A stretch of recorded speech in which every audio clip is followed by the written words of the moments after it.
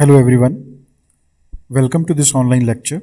My name is Rajat Soni, Assistant Professor in Public Administration at Government College for Women. बच्चों जो topic हम discuss करने वाले हैं वो है union public service commission. Union public service commission जिसको हम यूपीएससी भी बोलते हैं, एक कॉन्स्टिट्यूशनल बॉडी है, एक संवैधानिक संस्था है जिसको हम सेंट्रल रिक्रूटिंग एजेंसी के रूप में भी जानते हैं। इसकी इंट्रोडक्शन की बात करते हैं। पहली बार ब्रिटिश टाइम के अंदर 1854 के अंदर लॉर्ड मैकॉले कमेटी की एक रिकमेंडेशन थी कि जितनी भी लोक सेवाओं के अंदर भर्ती हैं वो मेरिट के आधार पे होनी चाहिए।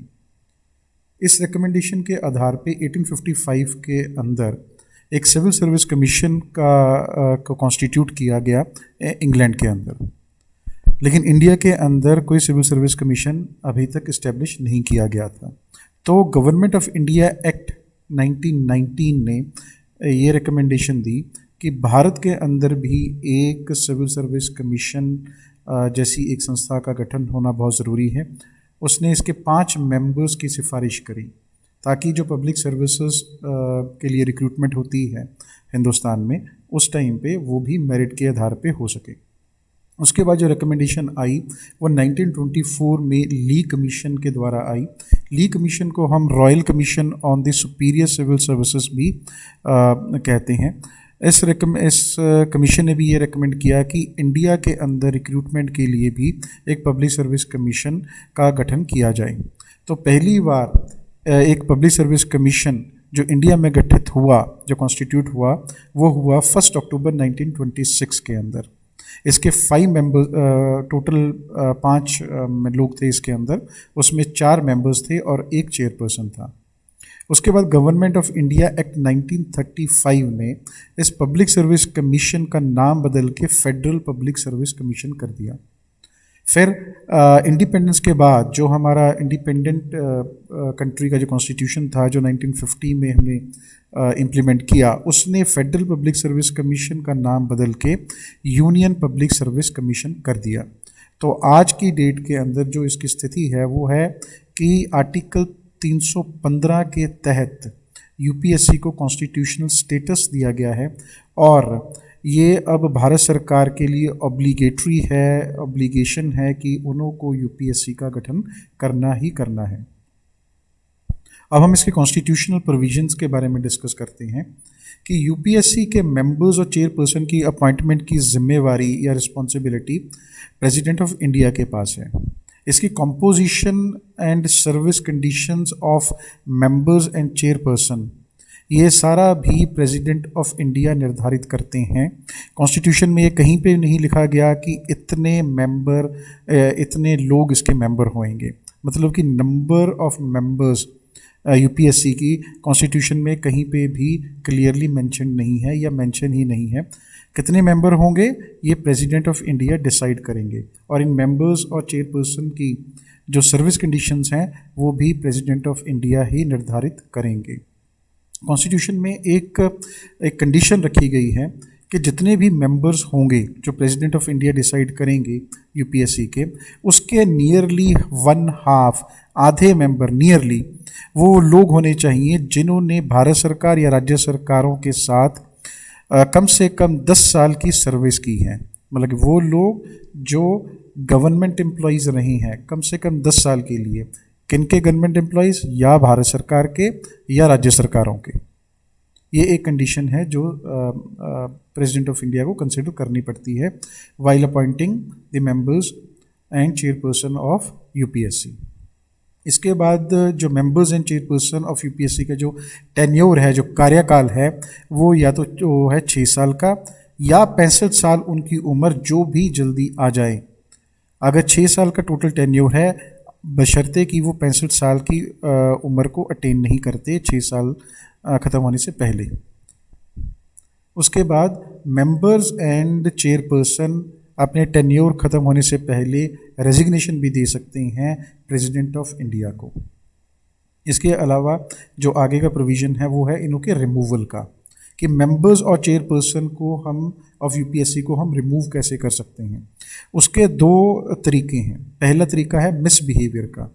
मिसबिहेवियर के केस में अगर प्रेसिडेंट ऑफ इंडिया के पास ये शिकायत आती है या उनको लगता है कि कोई मेंबर या चेयरपर्सन ऑफ यूपीएससी मिसबिहेवियर के लिए दोषी पाया जाता है, तो वो उस मेंबर को या उस चेयरपर्सन को रिमूव कर सकती हैं। लेकिन एक कंडीशन है कि मिसबिहेवियर के केस में प्रेसिडेंट ऑफ इंडिया को ये केस सुप्रीम कोर्ट को कंसल्टेशन के लिए देना पड़ेगा। लेकिन जो सुप्रीम कोर्ट की जजमेंट है या सुप्रीम कोर्ट का जो डिसीजन आएगा इसके ऊपर, वो बाइंडिंग होता है प्रेसिडेंट ऑफ इंडिया के लिए। अगर सुप्रीम कोर्ट ये कहती हैं कि भाई इस इंसान को, इस मेंबर को या चेयरपर्सन को रिमूव कर दो, तो प्रेसिडेंट ऑफ इंडिया उसको रिमूव कर देंगे। अगर सुप्रीम कोर्ट उसके अगेंस्ट डिसीजन देती है कि इसको रिमूव नहीं करना, तो प्रेसिडेंट ऑफ इंडिया उसको रिमूव नहीं कर सकते। इसके अलावा 3 और कंडीशंस हैं जिनके आधार पे प्रेसिडेंट मेंबर्स को या चेयरपर्सन को रिमूव कर सकते हैं ऑफिस से। पहला, अगर कोई मेंबर इंसॉल्वेंट हो जाए, वो बैंक करप्ट हो जाए, तो इस केस में उसको रिमूव किया जा सकता है। या कोई मेंबर यूपीएससी के अलावा भी कोई और पेड एम्प्लॉयमेंट ले ले, कहीं कोई और नौकरी भी कर ले जिससे उसको सैलरी या तनख्वाह मिलती है, इस केस में भी प्रेसिडेंट उसको रिमूव कर सकते हैं। तीसरा, अगर कोई मेंबर अनफिट हो जाए, वो बॉडी से फिजिकली अनफिट हो सकता है या माइंड से, इंटेलेक्चुअल से, बौद्धिक तौर पे भी अगर वो अनफिट हो जाए, तो इस केस में प्रेसिडेंट ऑफ इंडिया मेंबर को रिमूव कर सकते हैं। तो मतलब कि ये जो 3 जो अभी मैंने आपसे बेसिस डिस्कस किए, इन बेसिस के लिए प्रेसिडेंट ऑफ इंडिया को सुप्रीम कोर्ट को अप्रोच करने की ज़रूरत नहीं है। सुप्रीम कोर्ट को अप्रोच सिर्फ मिसबिहेवियर के केस में ही किया जाएगा।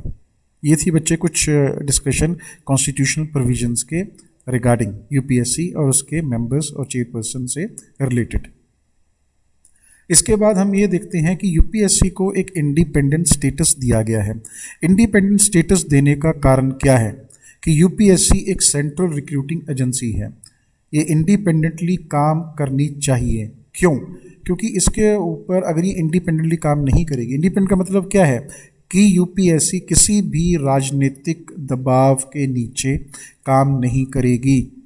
अगर ये किसी राजनीतिक दबाव के तहत काम करती है तो ये अपना काम ठीक ढंग से नहीं कर पाएगा ये वाली संस्था। ठीक है, तो इसके लिए भी कुछ प्रोविजंस हैं जिसके आधार पे हम इसकी इंडिपेंडेंस सुरक्षित या सुनिश्चित कर सकते हैं। पहला पॉइंट है removal only according to the constitution provisions, कि जो यूपीएससी के मेंबर्स हैं या उसका चेयरपर्सन है, उसको या उन्हों को रिमूव सिर्फ according to provisions of constitution ही किया जा सकता है, जो मैंने अभी आपके साथ डिस्कस की हैं। इनके अलावा कोई और प्रावधान नहीं है जिसके आधार पे यूपीएससी के मेंबर या चेयरपर्सन को रिमूव किया जाए। उसके साथ है service conditions can not be varied to their disadvantage. इसका मतलब क्या है? संविधान के अनुसार मेंबर्स और चेयरपर्सन की service condition president of India निर्धारित करते हैं, लेकिन president of India in service conditions को इस तरीके से मॉडिफाई नहीं कर सकते जो कि डिसएडवांटेजेस हों मेंबर्स के और चेयरपर्सन के। तीसरी कंडीशन क्या है या तीसरा बेस क्या है इंडिपेंडेंस मेंटेन करने के लिए, कि members can not be reappointed other than as chairperson of UPSC and state public service commission. इसका मतलब क्या कि यूपीएससी के मेंबर अपनी रिटायरमेंट के बाद, retirement from the membership of UPSC, वो किसी भी भारत सरकार या राज्य सरकार की नौकरी नहीं कर सकते, लेकिन हाँ वो यूपीएससी के चेयरपर्सन बन सकते हैं और या स्टेट पब्लिक सर्विस कमीशन के चेयरपर्सन बन सकते हैं यूपीएससी के मेंबरशिप से रिटायरमेंट के बाद। इसका मतलब ये है कि जो मेंबर ऑफ यूपीएससी हैं वो after retirement state public service commission के मेंबर नहीं बन सकते, ना ही यूपीएससी के मेंबर बन सकते हैं। सिर्फ 2 चीज़ें वो कर सकते हैं, या तो चेयरपर्सन ऑफ यूपीएससी बनेंगे या chairperson of state public service commission, किसी भी स्टेट पब्लिक सर्विस कमीशन के चेयरपर्सन बन सकते हैं। सिमिलरली जो चेयरपर्सन हैं यूपीएससी के, अगर वो रिटायर होते हैं तो उन्हों के ऊपर भी कंडीशन है कि ना तो वो रीअपॉइंट होंगे, रीअपॉइंट मतलब कि ना वो दोबारे यूपीएससी के चेयरपर्सन नहीं बन सकते, और साथ साथ में आफ्टर रिटायरमेंट के बाद वो किसी भी नौकरी के लिए एलिजिबल नहीं हो सकते। वो ना किसी भारत सरकार की नौकरी कर सकते हैं, ना किसी राज्य सरकार की नौकरी ले सकते हैं after retiring from UPSC as chairperson of UPSC. तो ये बच्चे जो ये प्रोविजंस दिए हैं ये यूपीएससी की इंडिपेंडेंस को मेंटेन करने के लिए दिए हैं, ताकि यूपीएससी किसी भी राजनीतिक या और किसी दबाव के नीचे रह के काम ना कर पाए, वो अपना काम निष्पक्षता से बिना किसी डर से कर सके।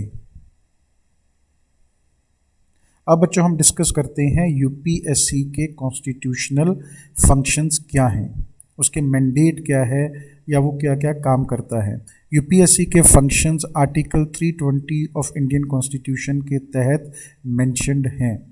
इसका जो पहला या मुख्य फंक्शन वो है कि ये जो भारत सरकार की नौकरियां हैं उसके लिए एग्ज़ाम कंडक्ट करवाता है। ये हम इसका मैंडेटरी फंक्शन भी कंसिडर कर सकते हैं। इसका दूसरा फंक्शन ये है कि अगर दो या उससे ज़्यादा स्टेट गवर्नमेंट्स यूपीएससी को रिक्वेस्ट करती हैं कि उन दोनों या जितनी भी राज्य सरकार रिक्वेस्ट करेंगी उन सब के लिए एक जॉइंट रिक्रूटमेंट ड्राइव को लॉन्च किया जाए, डिवाइस प्लान किया जाए और उसको लागू इम्प्लीमेंट किया जाए, जिस रिक्रूटमेंट के लिए लोगों की भर्ती के लिए कुछ स्पेशल क्वालिफिकेशन की रिक्वायरमेंट है। तो ऐसी जॉइंट रिक्रूटमेंट ड्राइव को प्लान, डिवाइस और इम्प्लीमेंट यूपीएससी कर सकता है। इसके अलावा यूपीएससी भारत सरकार को कुछ सलाह या एडवाइस देती है।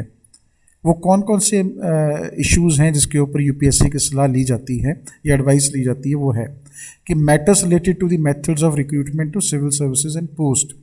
कोई भी मुद्दा जो सिविल सर्विसेज एंड पोस्ट की रिक्रूटमेंट से जुड़ा हुआ है उसके ऊपर यूपीएससी की रिकमेंडेशन या यूपीएससी की एडवाइस भारत सरकार मान सकती है।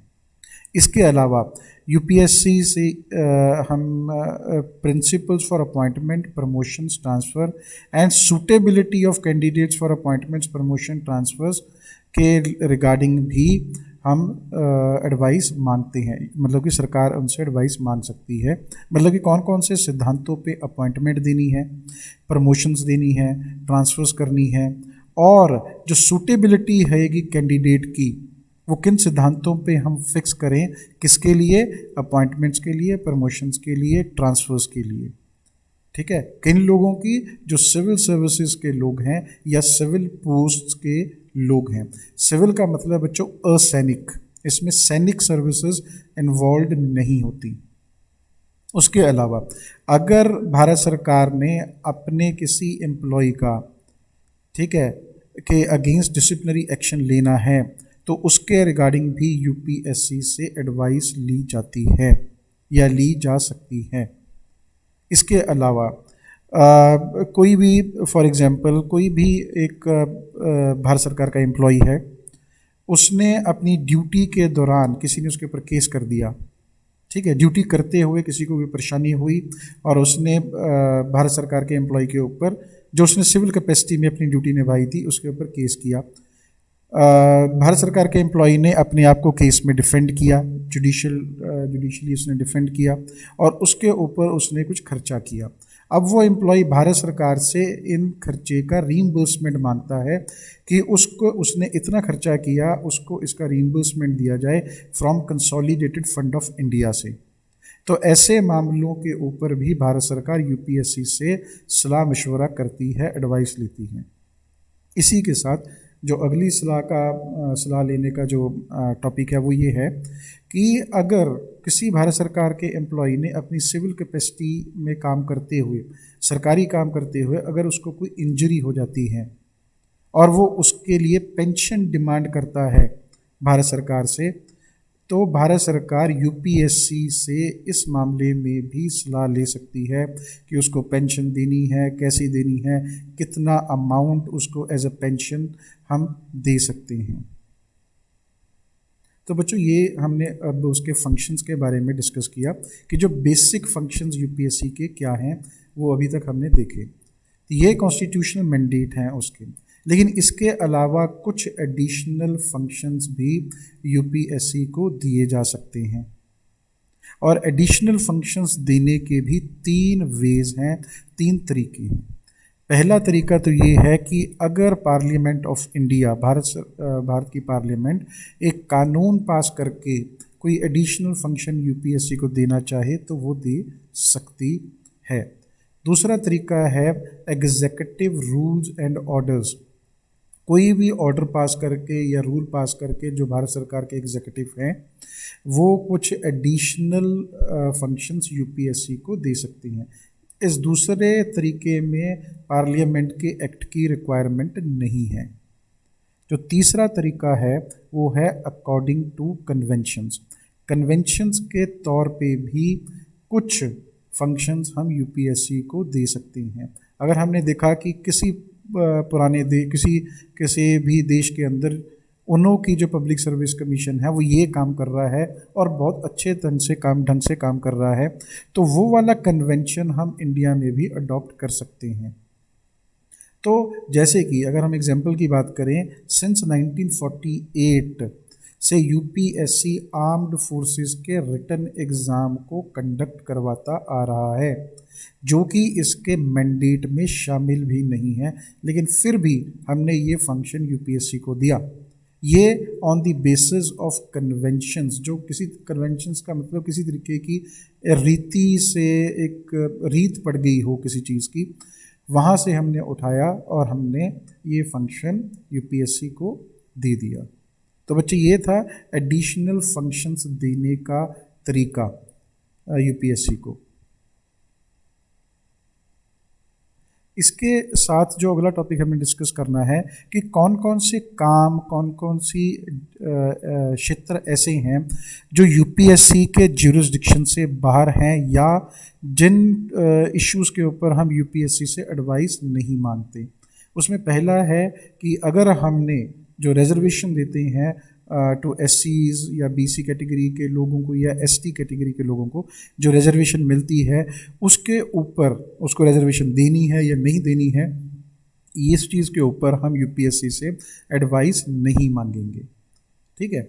दूसरा जो टॉपिक है जिसके ऊपर हम इसकी एडवाइस नहीं मांगते वो है अगर भारत सरकार ने कोई कमीशन, कोई ट्राइब्यूनल बिठाया है या गठित किया है, उसके मेंबर्स की या चेयरपर्सन की सिलेक्शन के से जुड़ी हुई चीज़ों के ऊपर भी हम यूपीएससी से एडवाइस नहीं मांगते।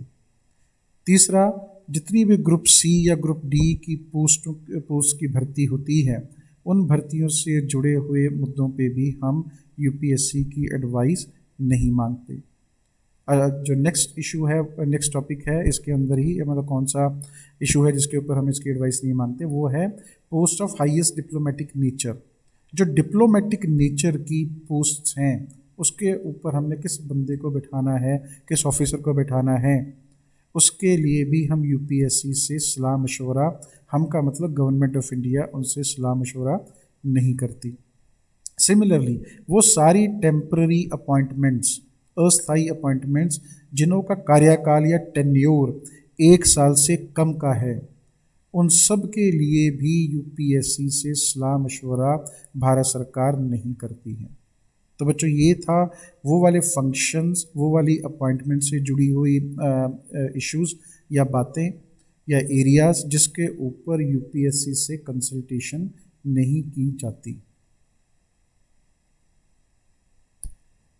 अब इसके बाद जो नेक्स्ट जो टॉपिक है जो हमें डिस्कस करना है यूपीएससी के फंक्शन से जुड़ा हुआ, वो ये है कि यूपीएससी का जो रोल है वो सिर्फ एडवाइजरी है। यूपीएससी हर साल के बाद एक रिपोर्ट तैयार करती है, उसमें अपने रिकमेंडेशंस देती है। रिकमेंडेशंस वो प्रेसिडेंट ऑफ इंडिया को सबमिट करती हैं। प्रेसिडेंट ऑफ इंडिया फर्दर इसको पार्लियामेंट में पेश करते हैं यूपीएससी की जो रिपोर्ट होती है। ठीक है। अगर भारत सरकार के किसी भी डिपार्टमेंट को यूपीएससी की किसी भी रिकमेंडेशन से एतराज़ है और वो उसको रिजेक्ट करता है, तो उस डिपार्टमेंट को सबसे पहले appointments committee of central cabinet, जो भारत सरकार की कैबिनेट है, उन्हों की एक समिति है जिसको अपॉइंटमेंट्स कमेटी बोलते हैं, अपॉइंटमेंट समिति बोलते हैं, उसके सामने आके उस डिपार्टमेंट को अपना केस पेश करना होता है, अपने आप को जस्टिफाई करना होता है भी इन कारणों से मैं यूपीएससी के रिकमेंडेशन नहीं मान रहा हूँ। और अगर अपॉइंटमेंट्स कमेटी उससे सहमत है और यस कर देती है, तो ही उसी केस में वो डिपार्टमेंट यूपीएससी की रिकमेंडेशन को रिजेक्ट कर सकता है। इसके साथ मैंने आपको बताया कि प्रेसिडेंट ऑफ इंडिया यूपीएससी की एनुअल रिपोर्ट को पार्लियामेंट में रखते हैं और उस रिपोर्ट के अंदर यूपीएससी उन सब केसेस को का ब्यौरा देती हैं कि जिनके ऊपर भारत सरकार ने रिजेक्शन दी या जिन्हों को भारत सरकार ने नहीं माना या भारत सरकार के किसी डिपार्टमेंट ने नहीं माना। और उसके साथ साथ ये भी लिखा जाता है कि भी किस कारणों से भारत सरकार या उसके भारत सरकार के किसी डिपार्टमेंट ने उनकी रिकमेंडेशन नहीं मानी। तो इस रिपोर्ट को पार्लियामेंट के अंदर डिस्कस किया जाता है। अगर पार्लियामेंट को ये लगता है कि भारत सरकार या भारत सरकार के किसी डिपार्टमेंट ने ठीक तरीके से या उनके पास कोई लॉजिकल रीज़न नहीं था या अप्रोप्रिएट रीज़न नहीं था उसको यूपीएससी की रिकमेंडेशन को रिजेक्ट करने से कर लिए, तो पार्लियामेंट उस रिजेक्शन के डिसीजन को गवर्नमेंट ऑफ इंडिया या गवर्नमेंट ऑफ इंडिया के किसी डिपार्टमेंट के रिजेक्शन के डिसीजन को रिवर्स भी कर सकती है। तो हमने ये देखा कि इवन दो कि उसका यूपीएससी का जो रूल है एडवाइजरी है, लेकिन यूपीएससी की रिकमेंडेशंस को रिजेक्ट करने का एक काफ़ी टीडियस प्रोसेस है जो इतनी आसानी से रिजेक्ट नहीं हो सकती। अब इसके जैसे मैंने अभी आपको डिस्कस किया कि कौन कौन से मुद्दों पे यूपीएससी से कंसल्ट किया जाता है, एडवाइस ली जा सकती है। प्रेसिडेंट ऑफ इंडिया के पास ये पावर है कि वो यूपीएससी की ज्यूरिसडिक्शन से किसी भी पोस्ट को, किसी भी सर्विस को, किसी भी मुद्दे को, किसी भी मैटर को बाहर निकाल सकते हैं कि भाई आगे से इन पोस्ट, इन सर्विसेज या इन मैटर्स के लिए के रिगार्डिंग हम यूपीएससी से कंसल्ट नहीं करेंगे। ऐसी रेगुलेशंस को UPSC exemption from consultation regulations कहा जाता है। मतलब कि यूपीएससी के फंक्शंस हम ऐड भी कर सकते हैं, हमने 3 तरीके पढ़े हैं उसके, और यूपीएससी की कंसल्टेशंस के जो जुरिसडिक्शन है उसको हम रिड्यूस भी कर सकते हैं through UPSC exemption from consultation regulations. तो ये हमने बच्चों अभी तक यूपीएससी की बैकग्राउंड देखी, यूपीएससी के से रिलेटेड कॉन्स्टिट्यूशनल प्रोविजंस देखे, यूपीएससी के फंक्शंस देखे, यूपीएससी का के मतलब कि फंक्शंस कैसे ऐड कर सकते हैं और कैसे यूपीएससी के फंक्शंस हम रिड्यूस कर सकते हैं, वो हमने अभी तक सारा कुछ देखा। तो अगर हम इसको सम अप करेंगे या इसके हम कंट्रीब्यूशन को सम अप करते हैं या इसके रोल को हम चेक करते हैं, तो उसके बारे में हम क्या बोल सकते हैं कि यूपीएससी एक सेंट्रल रिक्रूटिंग एजेंसी है भारत सरकार की। वो बेसिकली ऑल इंडिया सर्विसेज या भारत सरकार की सर्विसेज जो ग्रुप ए और ग्रुप बी की हैं उनसे डील करता है, और ये टॉप मोस्ट पोजीशंस हैं हिंदुस्तान की। ठीक है, ये बहुत ही इंपॉर्टेंट पोजीशंस हैं, और यूपीएससी का एक बहुत ही महत्वपूर्ण और इम्पॉर्टेंट रोल ये है कि इन पोजीशंस पे जो ऑल इंडिया सर्विसेज की 3 सर्विसेज हैं या central services group A and group B की भर्तियां, या यहाँ पे काबिल लोग ही पहुँच पाएँ, मेरिट के आधार पे लोगों की भर्तियां हों, तो उस सारे प्रोसेस को एग्ज़ाम कंडक्ट करवाना, उसके बाद इंटरव्यू कंडक्ट करवानी, ये एक बहुत बड़ी जिम्मेवारी है, बहुत बड़ी रिस्पॉन्सिबिलिटी है जो कॉन्स्टिट्यूशन ने यूपीएससी में दी है। तो UPSC as a watchdog of merit system के लिए भी जाना जाता है। इसकी कंट्रीब्यूशन बहुत ही इम्पॉर्टेंट है, क्योंकि अगर ये रोल अच्छे ढंग से नहीं निभाता तो इन सर्विसेज के ऊपर काबिल लोग नहीं आएंगे और हमारे देश की एडमिनिस्ट्रेशन ठीक ढंग से नहीं चल पाएगी। ठीक है, तो इसके साथ साथ हमने ये भी देखा कि सिर्फ इसकी एक एडवाइजरी रोल है, लेकिन उसके साथ हमने ये भी देखा कि ये इतना इम्पॉर्टेंट, इतना इजी नहीं है भारत सरकार के लिए कि यूपीएससी की रिकमेंडेशन को रिजेक्ट कर दिया जाए। उसके लिए कई लंबी चौड़ी और एक टीडियस प्रक्रिया है, कोई प्रोसेस है, और वहाँ पे अपने आप को भारत सरकार को जस्टिफाई करना एक आसान बात नहीं है। They have to justify in front of appointments committee, और उसके बाद पार्लियामेंट जहाँ पे लोगों के नुमाइंदे बैठते हैं, वहाँ उसके सामने भी रिपोर्ट के तहत पे भारत सरकार को अपने स्टैंड को जस्टिफाई करना पड़ सकता है और पड़ता है, जिसको पार्लियामेंट रिवर्स भी कर सकता है। तो ये थी बच्चों सारा कुछ यूपीएससी के रिगार्डिंग, यूपीएससी की कंट्रीब्यूशन, यूपीएससी की हिस्ट्री एंड यूपीएससी के जो इम्पोर्टेंस है हमारे देश के लिए, उसके बारे में एक छोटा सा लेक्चर। मैं उम्मीद करता हूँ कि आप सबको ये लेक्चर अच्छे ढंग से समझ में आया होगा। धन्यवाद, थैंक यू।